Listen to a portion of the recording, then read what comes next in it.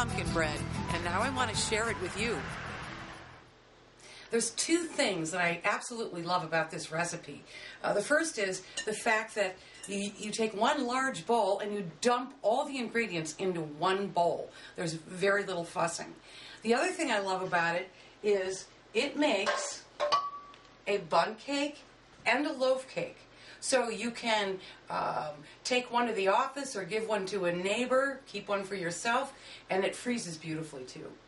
There are 11 ingredients that go into our large bowl, and we're going to start with 3 1/3 cups of flour, 2 teaspoons of baking soda,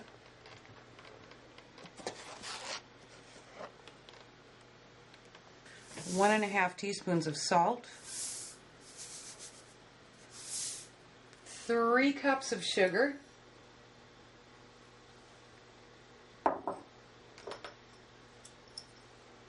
1 1/2 teaspoons of cinnamon,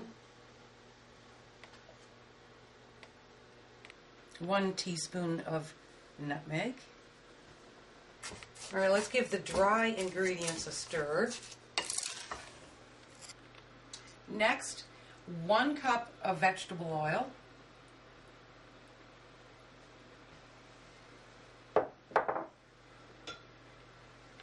4 eggs,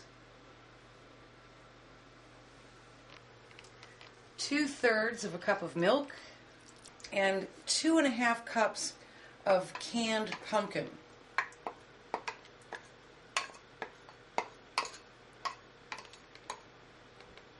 And what I like so much about using canned pumpkin is if you read a can, there is one ingredient in it, pumpkin, no additives. And let's just mix all this up by hand.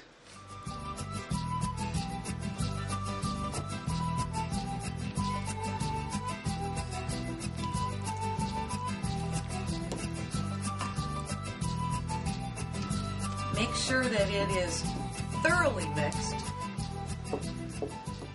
Then we're going to fold in 1 1/2 cups of milk chocolate chips. Now normally I like dark chocolate, but there is something about milk chocolate and pumpkin that goes so well. All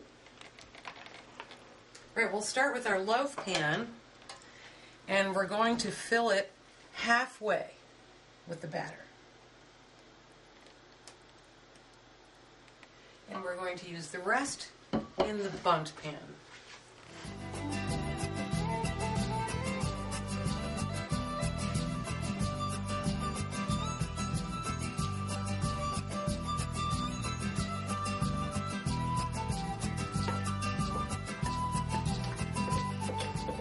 And now they both go in a 350-degree oven.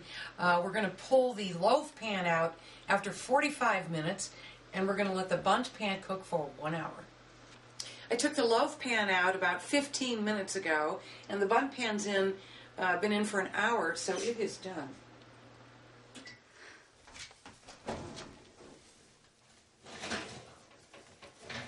Oh boy, can you smell that cinnamon and nutmeg and pumpkin?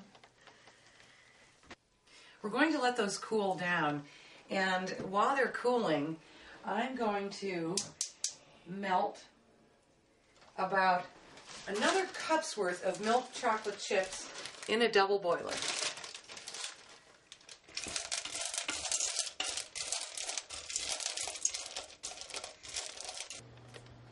It's cooled down, so I want to take a knife, run it around the edges so it comes out of the pan easily. Don't forget the hole.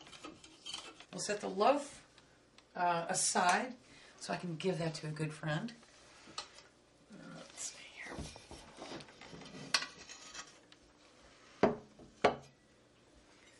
Here we go.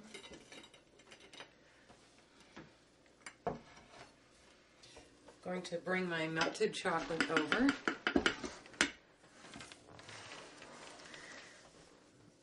And then I just like to brush it across the top like this. And when this dries, it will be a nice chocolate shell over the top.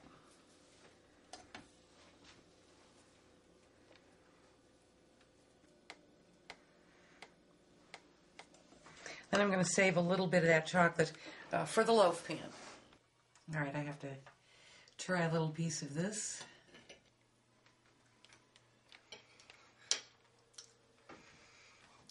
That is so moist. You are absolutely going to love this recipe. And no, you can't have the loaf.